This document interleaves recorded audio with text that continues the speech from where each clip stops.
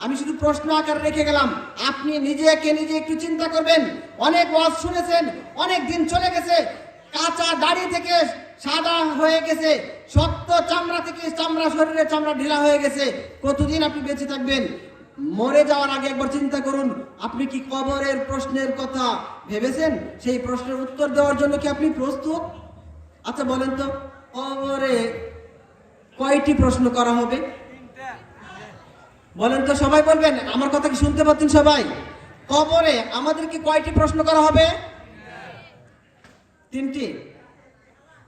আমরা আসলে এটাই জানি যে 3টি প্রশ্ন করা হবে। তবে এই কথা সত্য যে 3টি প্রশ্ন করা হবে, কিন্তু আরেকটু যদি বিস্তারিত আমরা বলি তাহলে দেখব প্রশ্ন হবে 4টি। কয়টি? কি কি প্রশ্ন আমাদের জানা দরকার আছে না? যে আমরা তো 3টা জানি, 4টা কিভাবে হলো?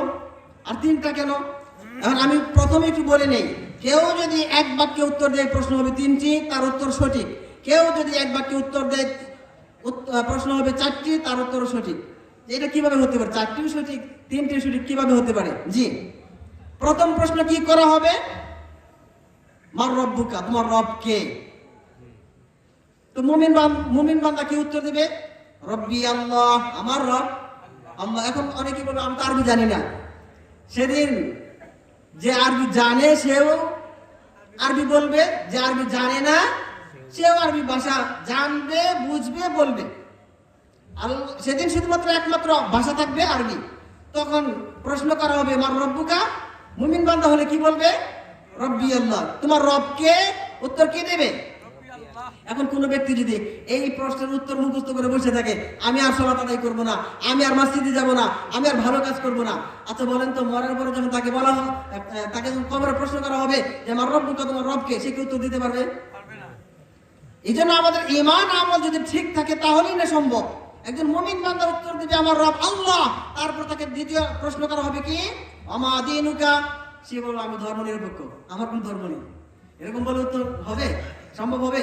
যারা দুনিয়াতে বলে আমাদের কোনো ধর্ম নেই, সব ধর্ম সমান, আমরা ধর্ম নিরপেক্ষতা বিশ্বাস করি, এই যে বিষয়গুলো আছে, এইগুলো যদি কেউ দুনিয়াতে মেনে চলে তাহলে কি সে উত্তর দিতে পারবে? প্রশ্ন করা হবে ওমা দীনুকা, তোমার দিন কি ছিল? সে কি বলবে? দীন ইয়াল ইসলাম, আমার ধর্ম, আমার দিন হলো ইসলাম, আমার দিন হলো ইসলাম। কয়টা প্রশ্ন হলো? 2টা। এরপরে আমার নবীকা, আমাদের প্রিয় নবী মুহাম্মদুর রাসূলুল্লাহ সাল্লাল্লাহু আলাইহি ওয়াসাল্লাম সম্পর্কে প্রশ্ন করা হবে। মুমিন বান্দা বলবে আশহাদু আল্লা ইলাহা ইল্লাল্লাহ ওয়া আশহাদু আন্না মুহাম্মাদুর রাসূলুল্লাহ। মানে আমাদের প্রিয় নবী মুহাম্মদ সাল্লাল্লাহু আলাইহি ওয়াসাল্লাম সম্পর্কে প্রশ্ন করা হলে তিনি উত্তর দিতে পারবেন যে আমরা তো তাকে অনুসরণ করতাম, আমরা তাকে মেনে চলতাম, আমরা তার আদর্শ বাস্তবায়ন করার চেষ্টা করেছি। উত্তর সুন্দরভাবে দিতে পারবে। এবার মুমিন বান্দার জন্য 4 নম্বর প্রশ্ন। মুমিন বান্দার জন্য কয় নাম্বার প্রশ্ন? 4 নাম্বার প্রশ্ন। দেখেন, ইলমের মর্যাদা দুনিয়াতেও যেমন আছে, ইলমের গুরুত্ব আখিরাতেও আছে, মানে মৃত্যুর পরেও আছে। এবার প্রশ্ন করবা ইলমুকা, তুমি কিভাবে জানলে?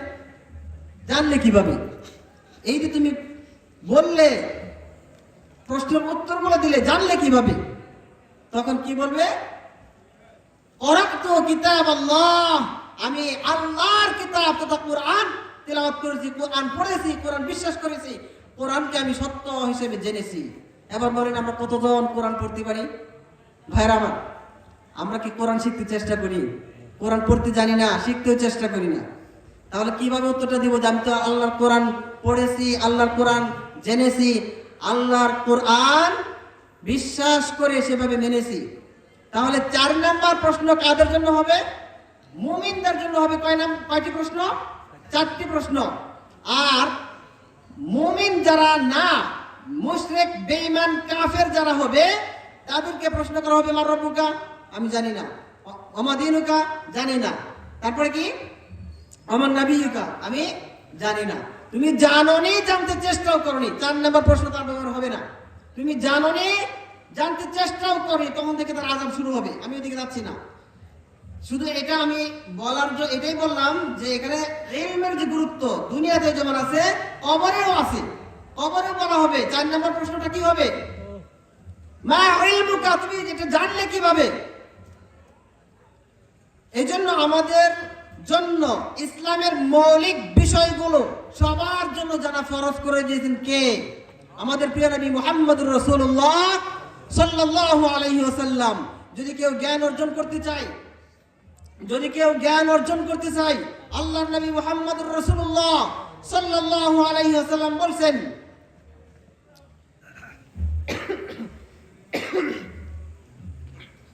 মা সালাকা তরিকাতান, আল্লাহর নবী মুহাম্মদুর রাসূলুল্লাহ সাল্লাল্লাহু আলাইহি ওয়াসাল্লাম বলেন, যে ব্যক্তি দ্বীনের ইলম অর্জন করতে চায়, জ্ঞান অন্বেষণ করতে চায়, জ্ঞানের পথ অনুসন্ধান করে, জ্ঞান আহরণ করার যত পথ রয়েছে কোন একটা পথ অবলম্বন যদি কেউ করে, আল্লাহ সুবহানাহু ওয়া তাআলা বলেন, সাহহালাল্লাহু বিহি তরিকান ইলাল জান্নাহ। যে ব্যক্তি জ্ঞান আহরণ করার চেষ্টা করে, জ্ঞান অর্জন করার পথে চলে, আল্লাহ সুবহানাহু ওয়া তাআলা তার জন্য জান্নাতের পথকে সহজ করে দেন। সুবহানাল্লাহ। এত আসতে বলছেন, কথাটা কি বুঝতে পেরেছেন? কেউ যদি জ্ঞান অর্জন করার চেষ্টা করে, জ্ঞান অর্জন করার কোনো পথ অনুসন্ধান করে, আল্লাহ সুবহানাহু ওয়া তাআলা তার জন্য জান্নাতের পথকে সহজ করে দেন। সুবহানাল্লাহ। সম্মানিত উপস্থিতি, এরকম অনেক হাদিস রয়েছে। যেহেতু আমি আপনাদের মানুষ, আমি সময় নষ্ট করব না। আমাদের দাওয়াতি মেহমান যারা তারা চলে এসেছেন, আপনাদের প্রতি শুধু বিনীত অনুরোধ থাকবে, আপনারা যেভাবে বসে আছেন এভাবে বসে থাকবেন, ওনাদের আলোচনা শ্রবণ করবেন এবং জ্ঞান অর্জন করবেন। জ্ঞান অর্জন করা অতি জরুরি,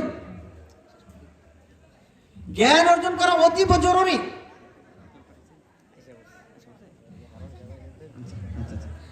জ্ঞান অর্জন করা প্রত্যেকটা মুমিনের জন্য অতি জরুরি। এজন্য আমরা সকলেই চেষ্টা করব আল্লাহ সুবহানাহু ওয়া তাআলা যেন আমাদেরকে জ্ঞান অর্জন করার তৌফিক দান করেন। আমরা সকলেই বলি আল্লাহুম্মা আমিন।